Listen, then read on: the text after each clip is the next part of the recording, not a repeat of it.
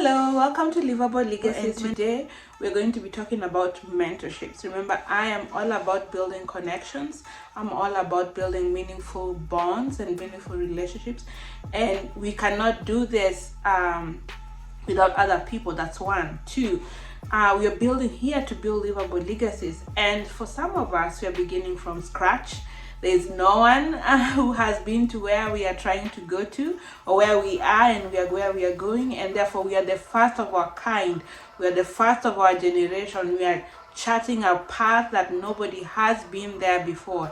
But at the core of this conversation is mentorship. You do not get to where you're going without some degree of mentorship or someone else guiding you. But the issue at hand today is, have you had someone guide you, support you through a process until you're successful, and then only for them to turn around and resent you for that success? Have you had, is it possible for mentor-mentee relationships to thrive without some degree of jealousy in it, or resentment or envy? And these are very powerful emotions, right? And so we are here to understand today, what are those powerful dynamics within the mentor-mentee relationships, and when to walk away from these and when to keep them, and what is the driving factor underneath this core emotions, and how to manage them. All right, so welcome to Livable Legacies. Let's get started. Welcome to Livable Legacies.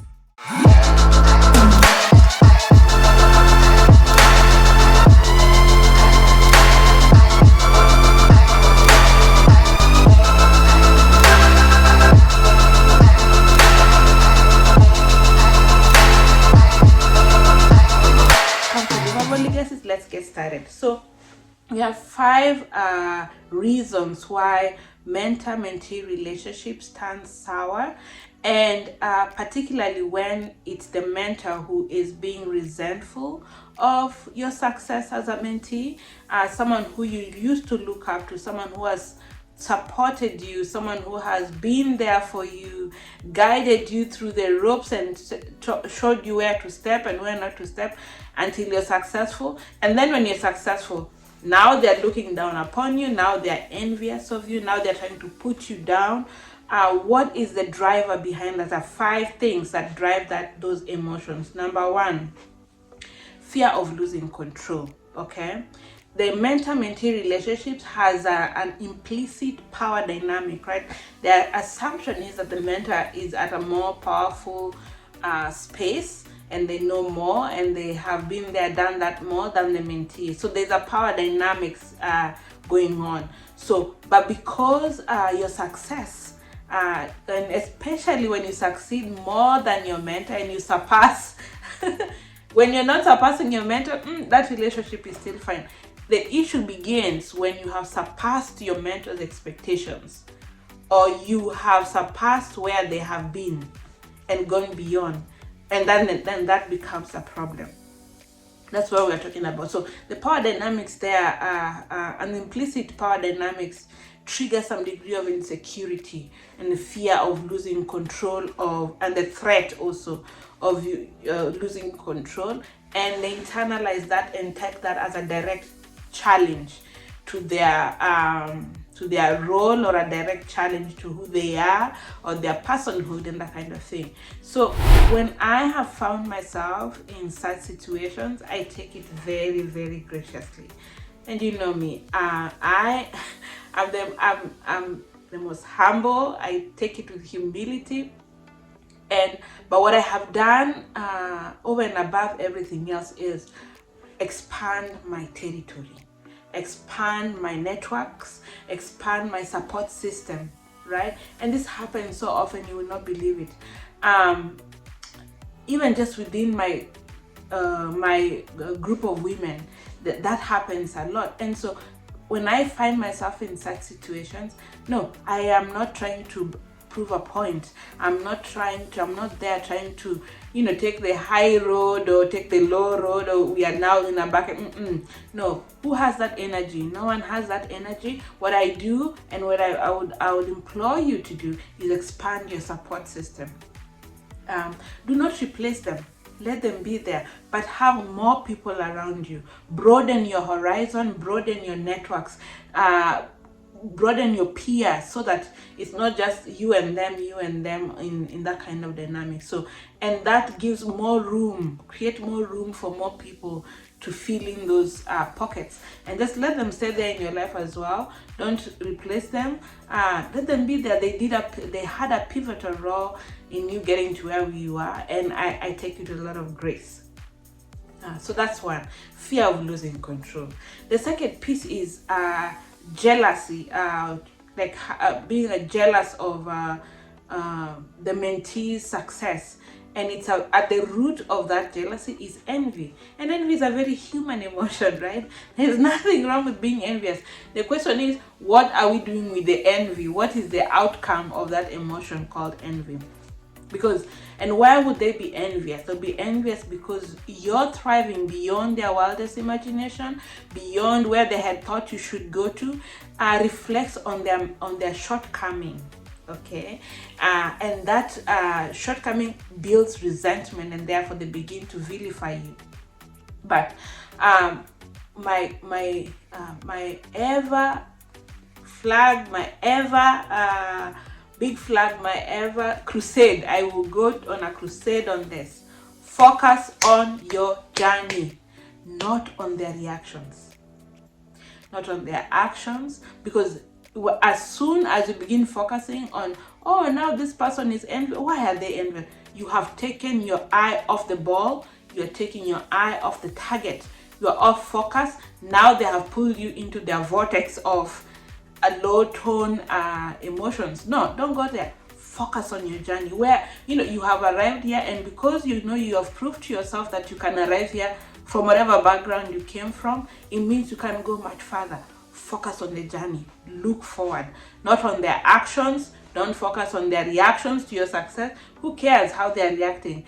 You cannot control it anyway. People will react however they will react. Focus ahead. Focus on your journey. Let's keep moving it forward. Let's keep going. That is 2. Number 3 is fear of being replaced.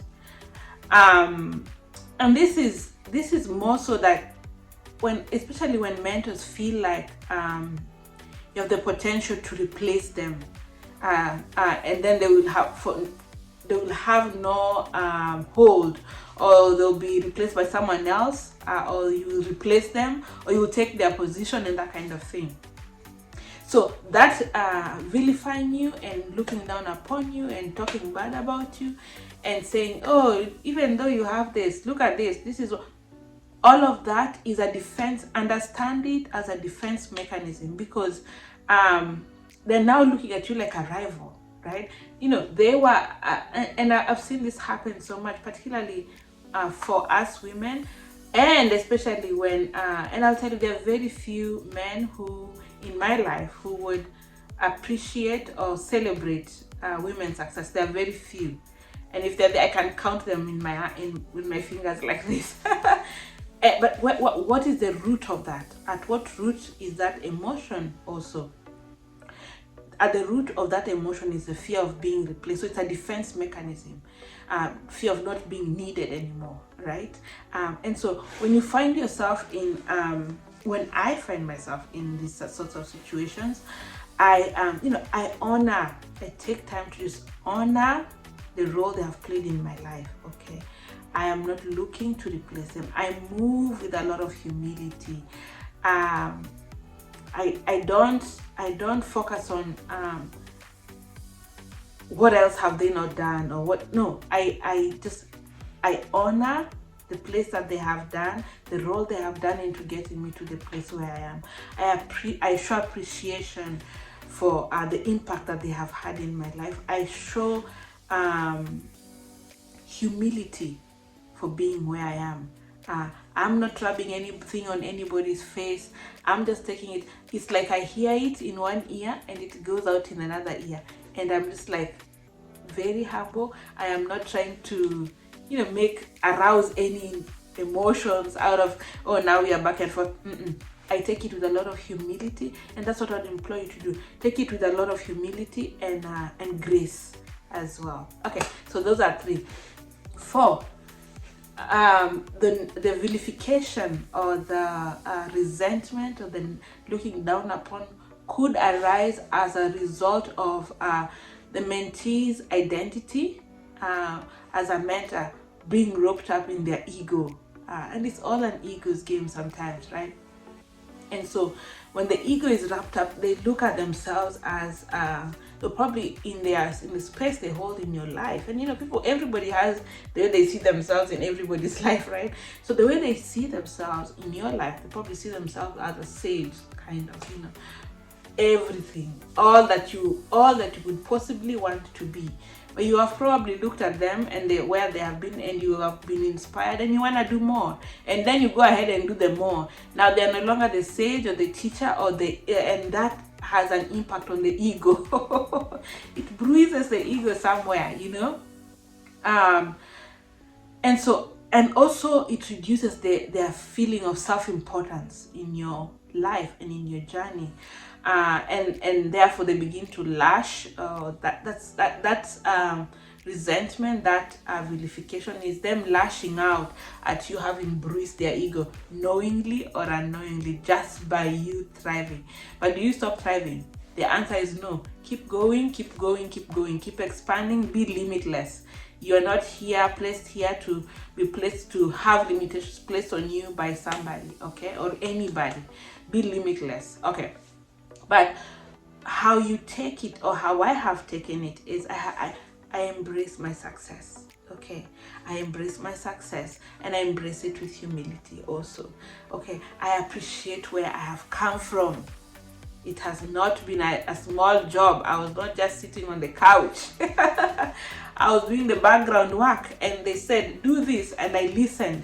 And then I did it, and then I observed, and then I improved on it, okay? And some of the negative things that came along with it, I learned from it. I learned from those mistakes, and so I embrace it.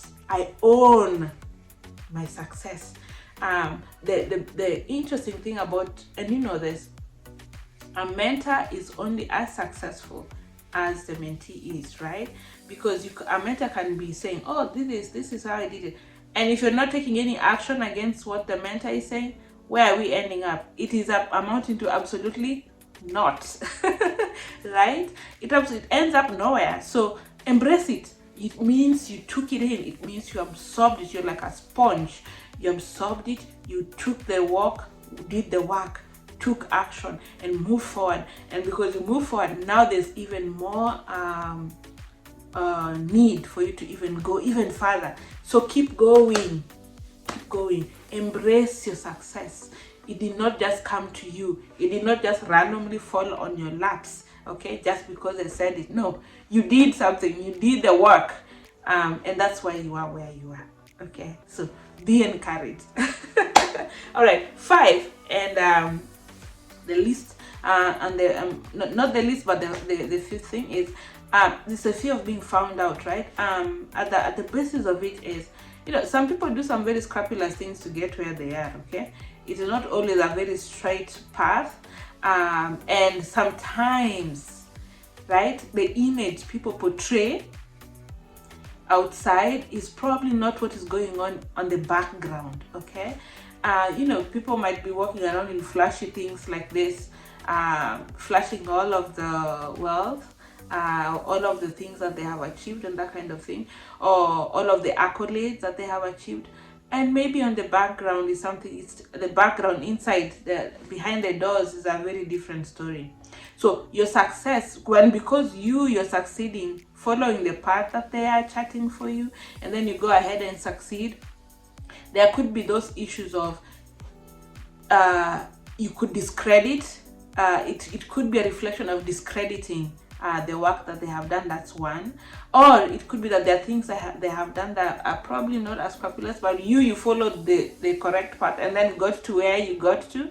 And so what you're doing inevitably is uncovering who they are, or reflecting to them, or exposing who they truly are. Okay, maybe they are so much in debt and you don't even know, and that's all you see is all the things that are that are physical, right? So the fear of being exposed, or maybe the way they got it was not the most ethical way, for example, and then they told you, oh, this is what I did, and then you just did it blindly what you are told, because you are a sponge, and then it works.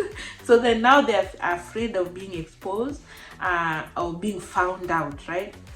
And therefore has a direct connection with discrediting their success, and nobody wants that. Okay, they want to protect themselves, they want to not be found out, and so what's the reactive emotion to that? Lash out. Okay, discredit you, vilify you, make you look like the bad person, right? But what I have done in these circumstances, and what I'd implore you to do is, let us create those boundaries. Create those boundaries, okay? There's only so far certain relationships will go. Protect yourself, protect your emotions, okay? Understand why that reaction, you're getting that reaction. And then from that understanding, create your boundaries. I have walked away from relationships that I've held for many years because of this, and I have just distanced myself. I'm not replacing them, but I'm just giving them space, right? I don't want them to feel like I'm an affront. I don't want to feel I don't want them to feel like I'm a challenge, or I'm challenging their success by putting it all over their faces. No, that is absolutely not my agenda. My agenda is to lie low, go to where I need to go, expand to the territories I need to expand to, and do it with humility and with a lot of compassion. Okay, I'm not trying to arouse any emotions from people, but I have to say, I have had some very successful mentor-mentee relationships up until now. I come from a family where there's no one who has gone to the places or done the things that I have achieved, and there was no one in my background that was teaching, like in my immediate environment, that I could copy from. Okay, for example, no one in my family ever had a doctorate degree. I was the first one, and then I'm the firstborn. Even worse. So you're the first one, and therefore the first in everything, and so there's no one to copy from. But I've met and made very strong relationships along the way that have helped me be or get to where I am, and for that I am eternally thankful. I stand where I stand today because I stand on the shoulders of giants, both men and women, that I have benefited from. And so for this reason, I'm eternally thankful, and I have a lot of grace for them. After all, they're all humans, right? We are all humans.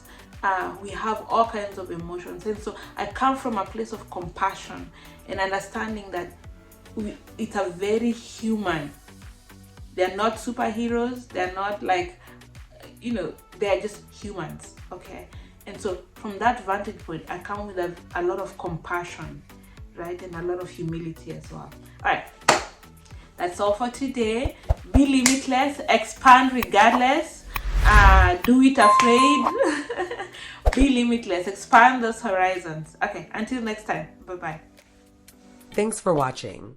Don't forget to hit the like button and subscribe so you never miss out on the latest content.